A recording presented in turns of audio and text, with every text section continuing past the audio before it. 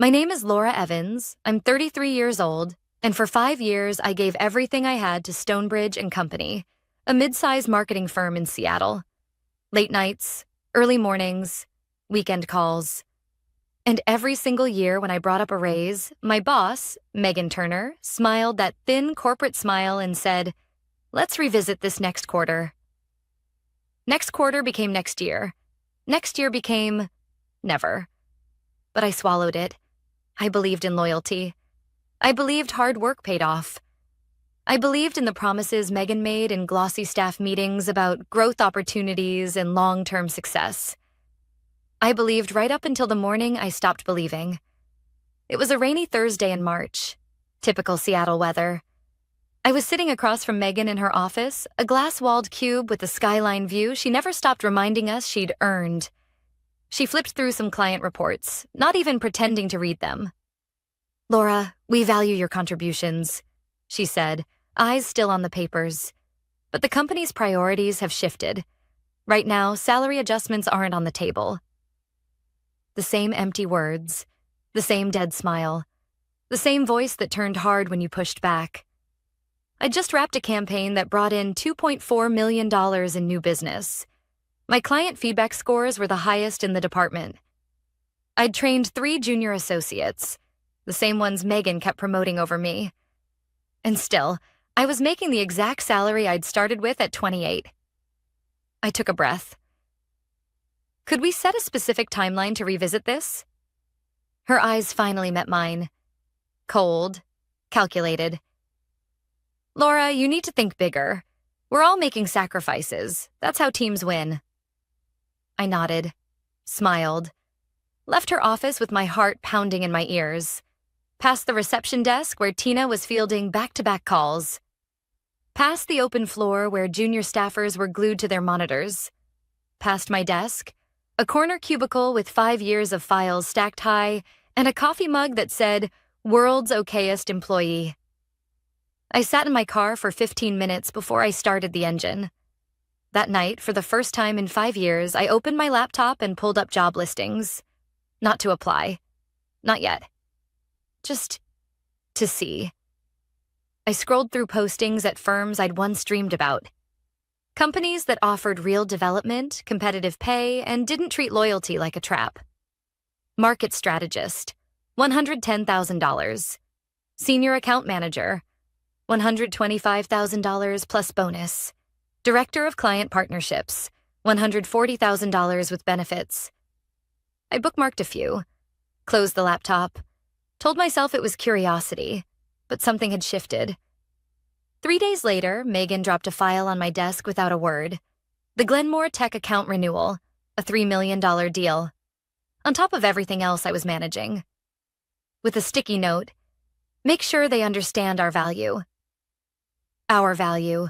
I wasn't worth a cost of living raise, but I was worth closing million-dollar deals on her behalf. I picked up the phone to call Glenmore. Then I stopped. What would happen if I stopped chasing Megan Turner's approval? What if loyalty wasn't a virtue, but a leash? I thought back to when I first joined Stonebridge, when Robert Stone, the founder, still walked the halls. He hired me personally after a 2-hour conversation about brand psychology and market dynamics. "You've got instincts," he'd said. "I can teach skills. Instinct is rare." 6 months later, Robert sold the company to a private equity firm. Megan Turner arrived with her buzzwords and efficiency plans. On her first day, she gathered the staff and talked about streamlining talent, performance-based retention, optimizing human capital. That's when I should have known employees weren't people to her, just numbers on a ledger. At first, I gave her the benefit of the doubt. I worked every project she threw at me, took on tasks outside my role, stayed late. And each time she rewarded me the same way. "Great work. You've got potential." Potential. That word lost meaning after the 3rd junior I trained became my team lead. I was raised to believe loyalty earned you respect. My dad spent 40 years at the same auto plant in Tacoma. He used to say, "Loyalty's like interest. The longer you invest, the more it pays off." But Stonebridge wasn't interested in loyalty. They were interested in squeezing every last drop out of people who wouldn't fight back. I'd watched 3 top performers leave in 6 months. I'd watched Megan replace them with interns and call it team growth. The office turned from collaborative to cutthroat. Information hoarded, credit stolen, sacrifices unnoticed. The warning signs had been there. And on that March afternoon, holding Glenmore's file in my hand, I finally saw them for what they were. That night, I clicked apply on a single job posting. Just one. And 3 days later, everything changed. It was a Monday morning when the email arrived. Subject line, interview invitation, Vantage Strategies. I stared at it for a good 30 seconds before opening it. Dear Laura, thank you for your application. We were impressed by your background and would like to invite you for an interview this Thursday at 10 a.m. Vantage Strategies, one of the fastest growing firms in the Pacific Northwest, known for innovation, competitive pay, and actually promoting from within. I felt a flicker of something I hadn't felt in months. Hope. For 3 days, I kept my head down at Stonebridge. I handled the Glenmore Tech account. I stayed late. I smiled at Megan in meetings. But inside, something was different. I wasn't doing it for her anymore. I was doing it for me. Thursday came faster than I expected. I took a personal day, called in and said I had a family commitment. Half truth. Sometimes you have to be family to yourself. The Vantage office was everything Stonebridge wasn't. Open spaces, natural light, real plants instead of dusty fake ones. The director, Hannah Price, met me in the lobby. Firm handshake, genuine smile. We followed your work with Glenmore and the Anderson Group, she said as we sat down. Your retention numbers and client feedback speak for themselves. For the first time in 5 years, someone actually valued what I'd done. No jargon, no empty praise, no next quarter. We talked strategy, client relationships, long-term vision. 2 hours later, Hannah leaned back in her chair. I think you'd be a great fit here, Laura. The role comes with a 30% salary increase, plus performance bonuses and a development budget. I blinked. You're serious? She smiled. Dead serious. We take care of our people here. If you're interested, we can move fast. I left the interview lightheaded, in the best way. By the time I got home, the official offer letter was sitting in my inbox. 30% more. Actual benefits. And a professional development stipend I didn't even know companies still offered. I sat on my couch, rereading the offer. 5 years at Stonebridge, and they'd never even mentioned a raise. Vantage met me once and saw my worth. It was an easy decision. I printed the offer, signed it, and scanned it back. Friday morning, I walked into the office with my heart pounding. I wasn't planning to quit on the spot. I still wanted to give notice, stay professional. But Megan had other plans. At 9:30 a.m., she called me into her office. I stepped inside, half expecting another let's touch base meeting.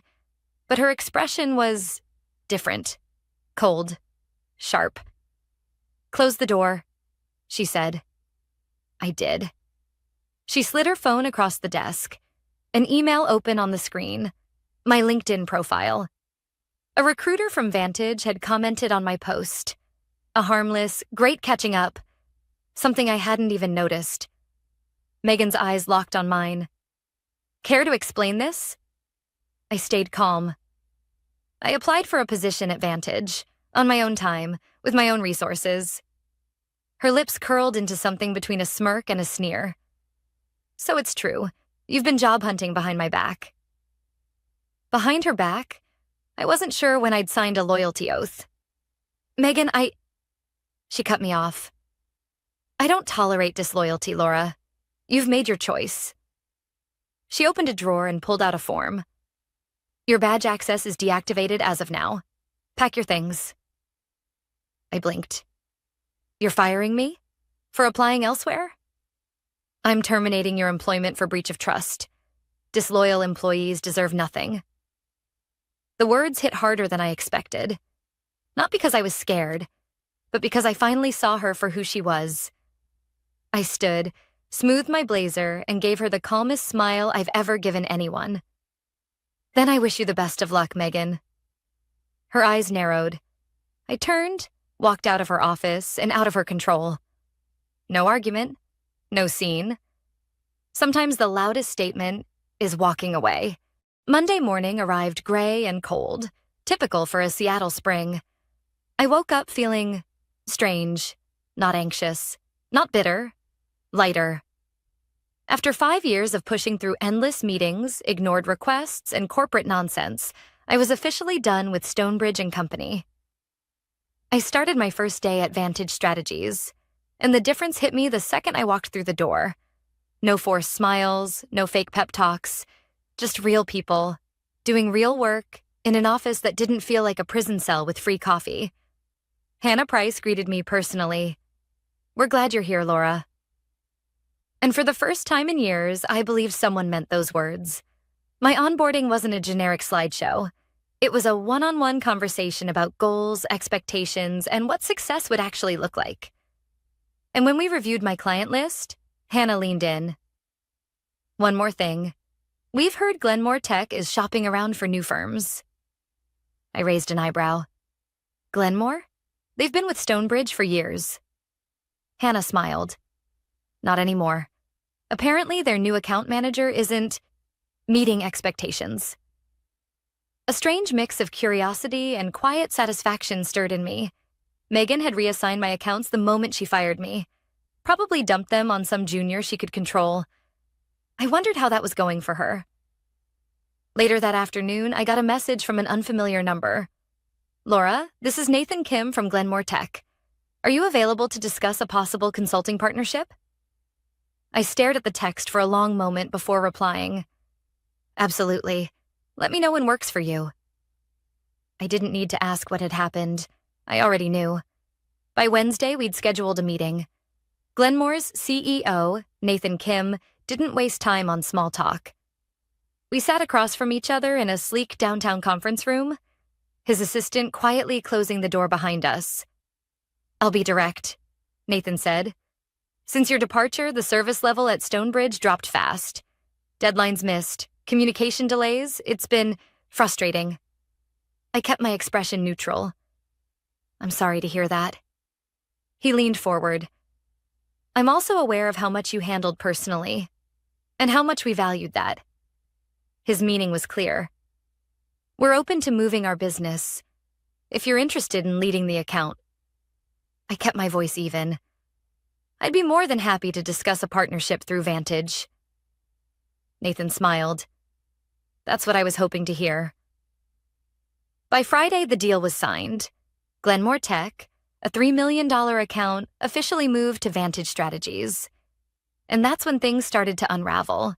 For Megan, I didn't reach out to her. I didn't have to. Seattle's business world isn't that big, especially in consulting. By Monday, I started getting texts from former colleagues, from clients, from people I barely knew. "Did you really land Glenmore at Vantage?" Megan's been in meetings all morning.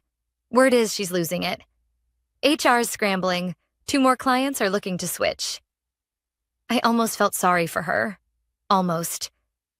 But then I got a message I didn't expect.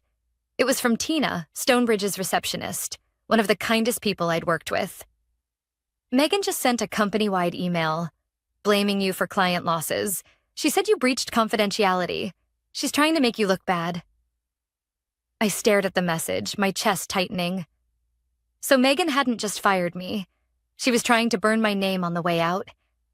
I felt the old anger rise for a second. Then I smiled. Because Megan Turner had just made a mistake. A big one. I wasn't worried about the gossip. I wasn't even worried about my reputation. I had signed a clean employment agreement with Vantage. I had no non-compete with Stonebridge. And Glenmore had approached me, not the other way around. But Megan?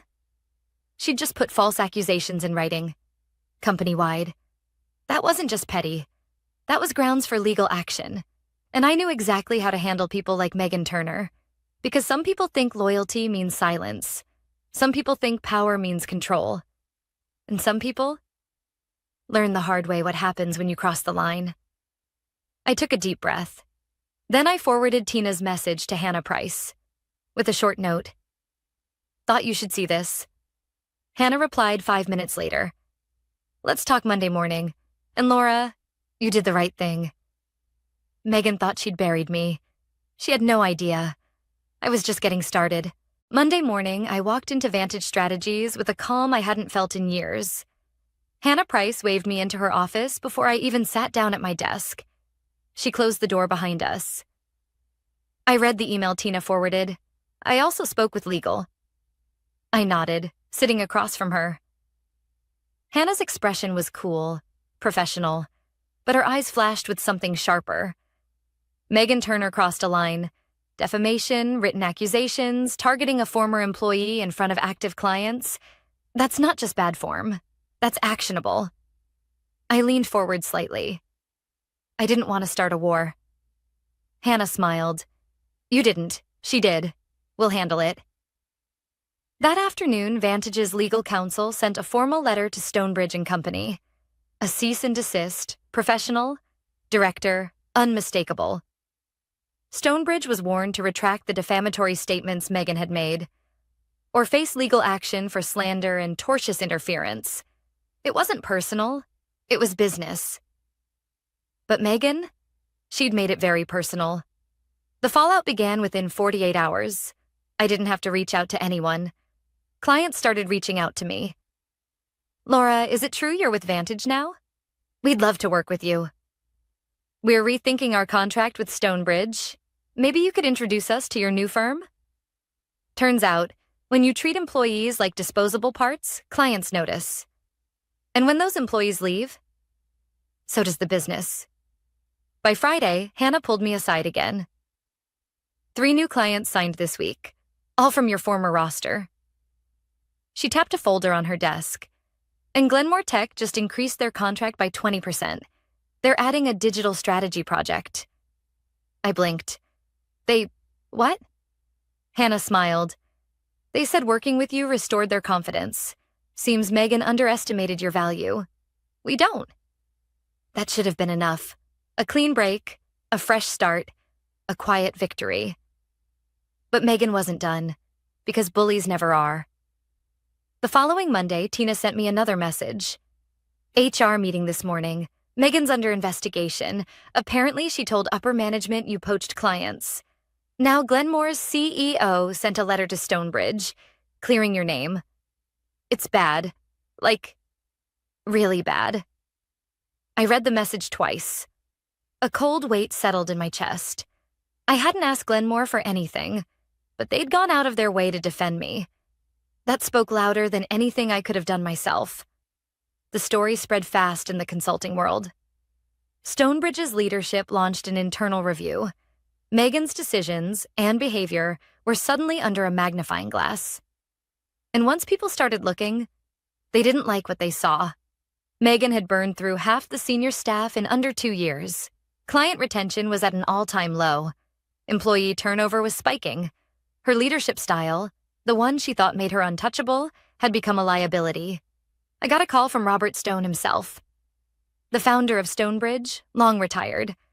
I hadn't spoken to him since the early days. Laura. His voice was calm but firm. I want you to know, I'm deeply sorry for how you were treated. This isn't the company I built. I wasn't sure what to say. Thank you, Robert. He hesitated. I'm stepping back in, temporarily. The partners asked me to consult on certain leadership matters. I hope it's not too late to fix what's been broken. I believed him, but I also knew. Sometimes you can't fix something that doesn't want to be fixed. A week later, the official announcement hit the business journals. Stonebridge and Company announces leadership restructuring. Megan Turner departs effective immediately. No flowery language, no spin, just a quiet corporate exit. But in this industry, everyone knew what that meant. She wasn't stepping down. She was being pushed out. I didn't celebrate. There was no victory dance, just a quiet sense of closure.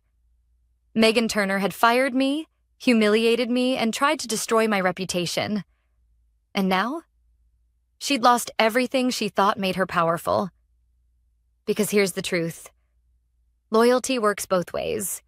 And when you weaponize loyalty against people, don't be surprised when it blows up in your face. I thought that was the end of it. But I was wrong. Because Megan wasn't done with me yet. I thought it was over. Megan Turner had been fired. Stonebridge and Company was scrambling to clean up the mess she left behind. I'd moved on, thriving at Vantage Strategies, with clients who respected me and a team that valued my work. But people like Megan, they don't go quietly. It started with a LinkedIn notification. Megan Turner viewed your profile. Harmless, right? Except 2 days later, I got a call from a recruiter I'd known for years. Hey, Laura, off the record. Did you know Megan's been asking around about you? She's spreading rumors that you violated confidentiality agreements. My stomach turned. Megan wasn't just bitter. She was trying to blacklist me. And in a tight-knit industry like consulting, one bad whisper can follow you for years. I sat in my office staring at the city skyline. I could have ignored it, hoped it would blow over, focused on my work and let her fade into irrelevance. But then I remembered what my dad used to say. You don't teach people a lesson by letting them think they got away with it. I didn't retaliate. I didn't send angry emails. I didn't stoop to Megan's level. I gathered facts. Every message, every rumor confirmed by recruiters, every traceable action Megan had taken. Hannah and Vantage's legal team reviewed everything. And then, they contacted the Pacific Northwest Consulting Association, the industry body that oversees ethical conduct for member firms and consultants. Turns out, Megan had violated their code of conduct. Repeatedly. Defamation, malicious interference, professional misconduct. They opened a formal investigation. 2 months later, Megan Turner's name was officially removed from the association's registry. In simple terms, she was blacklisted. No major firm in the region would touch her after that. I didn't smile. I didn't celebrate. Because this wasn't revenge. It was accountability. A few weeks after the announcement, I got a message. A short clipped email from Megan herself. Congratulations. You got what you wanted. I stared at it for a long time before typing back. What I wanted was to work in a place where respect goes both ways. What you wanted was control. We both got what we earned. I hit send. No more. No less. That was the last time I ever heard from Megan Turner. Over the next year, I grew my client portfolio at Vantage beyond anything I'd imagined. Glenmore Tech, Silverline Industries, Harper Logistics.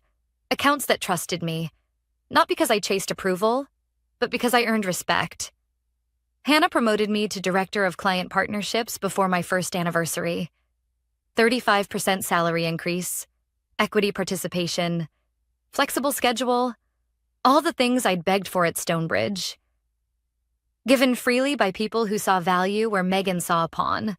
One evening, over drinks with Hannah and the leadership team, we talked about leadership and how it can make or break a company. I told them the truth. I stayed at Stonebridge for 5 years, hoping loyalty would pay off. All it did was teach me that loyalty means nothing to people who don't value it. Hannah raised her glass. And now? I smiled. Now I know loyalty's not something you owe. It's something you choose, when it's earned. We clinked glasses.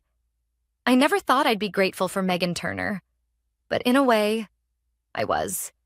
She taught me a lesson I'd carry with me for the rest of my career, and maybe my life. Loyalty isn't about blind obedience. It's about mutual respect.